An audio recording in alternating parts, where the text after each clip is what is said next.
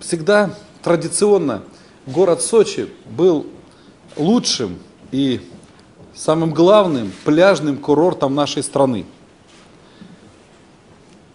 Но надо сказать, что до тех пор, пока мы были монополистами, пока наши туристы не выезжали за пределы Советского Союза, популярность была большая, и хоть и пляжный курорт, но с элементами курорта бального водолечения, потому что уникальные возможности Мацесты, они всегда были, есть и будут. Потому что есть наше преимущество перед любым курортом мира, это наша Мацеста. Потому что ее воды на самом деле очень уникальны.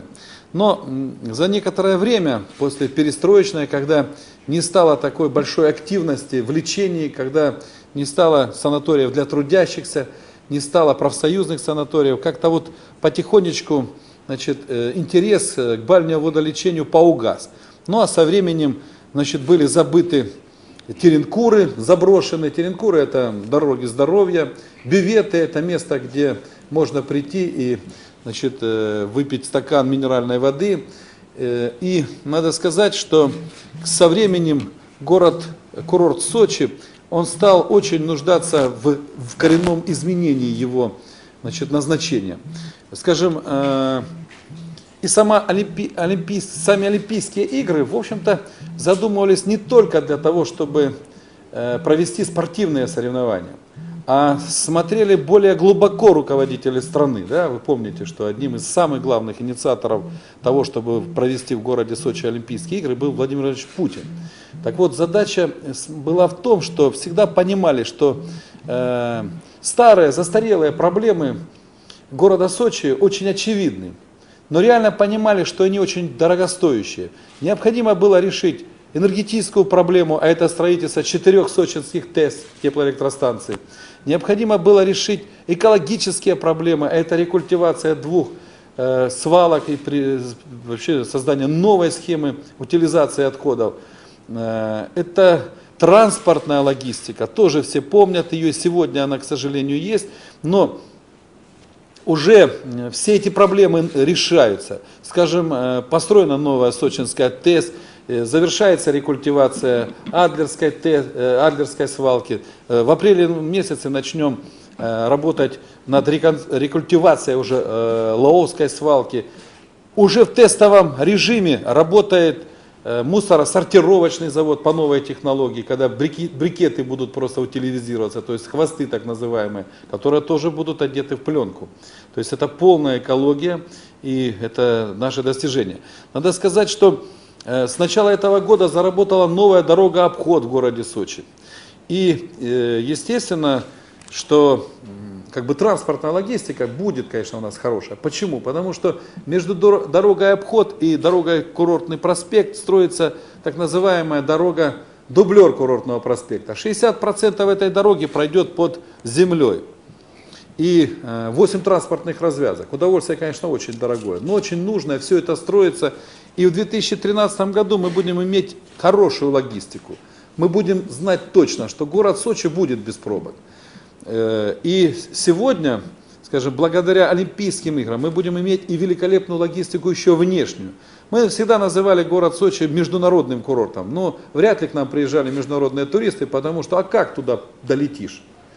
А на поезде тоже не доедешь.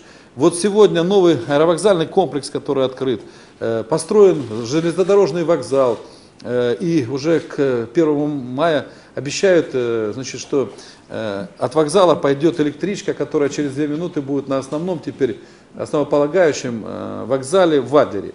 И, в общем-то, строится 6 портопунктов, то есть это морские перевозки, которые давно перестали жить, да, они возвращаются, будут закуплено более 200 морских такси, то есть небольших водных средств, и автобусы будут закуплены. И это все логистика города Сочи.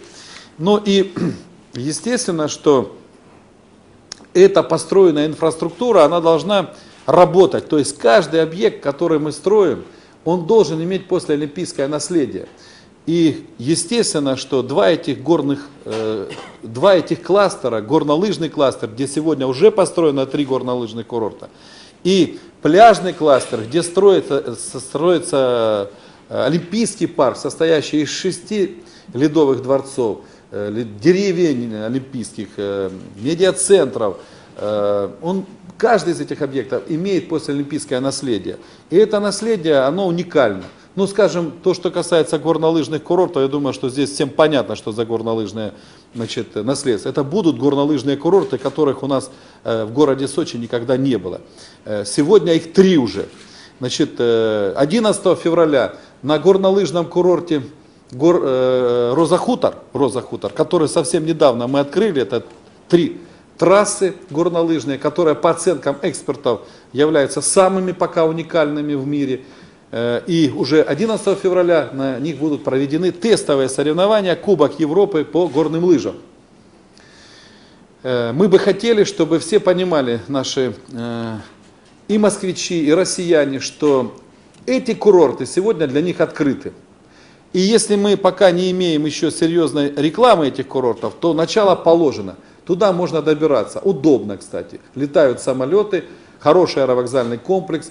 Значит, автобусы будут подвозить временно, в этом году еще, до завершения дороги, совмещенной железной и автомобильной Адлер-Красная Поляна, пока будут возить туристов автобусами. Но как только будет введена в эксплуатацию дорога совмещенная, а это электричка, то от Адлерского железнодорожного вокзала до Красной Поляны можно будет добраться за 29 минут. И сразу же уже находиться как бы у горнолыжных курортов. Это уникальность, в общем-то. Но как бы до этого еще нужно подождать, как минимум 2 года. А вот автобусами мы уже будем возить. И мы хотели бы пригласить россиян, которые любят лыжи, которые любят горнолыжные курорты, приехать и увидеть эту красоту. Это действительно очень красиво. Уникальность нашей Олимпиады будет заключаться в том, что все объекты, что горнолыжные трассы, что трамплины, что там санно-бобслейные трассы, это все построено заново, а значит современное. Те же самые ледовые дворцы, они современные. Ну и, конечно, 45-тысячный стадион, который сейчас строится в Олимпийском парке, на нем будут проведены церемония открытия и закрытия нашей Олимпиады. Впоследствии, значит, что является тоже нашим послеолимпийским наследием, это Формула-1, это чемпионат мира по футболу и так дальше. И как вы сами понимаете, что, значит, на самом деле город Сочи имеет действительно светлое будущее. И я уверен в том, что мы будем гордиться этим курортом, что он у нас есть, потому что он уникален. Итак, мы предлагаем сегодня для наших туристов 3 горнолыжных курорта. Это горная карусель, демократический самый курорт, самые дешевые цены там. Это новый курорт Роза Хутор со сложными, но уникальными лыжными трассами. И комфортный очень курорт для начинающих, это горнолыжный курорт Лаура. Это пока. Есть у нас еще один курорт, который реконструируется, это Альпика Сервис, и уже к 2012 году он будет работать. И уже в сезоне 2012 года у нас также будут проходить тестовые соревнования, их будет больше, но в это время уже эти курорты будут работать в полном объеме со своими олимпийскими деревнями, с гостиницами, с размещениями, с сервисом. Вот. Но уже сейчас можно говорить уверенно, что если вы приедете к нам, то об этом не пожалеете. Увидите и мощь тех строек, которые сегодня проводятся в городе, и погордитесь за нашу страну, потому что действительно мощь их видна. Ну и те, кто не верил в олимпийское строительство, те, кто еще и подыгрывал, им будет стыдно. На самом деле, потому что на самом деле Олимпийские игры состоятся, уверен в том, что они будут действительно незабываемыми, потому что они пройдут на новых объектах. Вот. Уверен в том, что наши спортсмены, используя свою базу подготовки, у нас никогда не было базы подготовки для зимних видов спорта, да? Ни санно-бобслейной трассы, ни тех же трамплинов. Сегодня все это появляется в городе Сочи для наших спортсменов, и они, наверное, воспользуются этим. Своя земля еще и поможет, и я уверен в том, что на зимних Олимпийских играх наши спортсмены реабилитируются после Ванкувера и докажут свою мощь.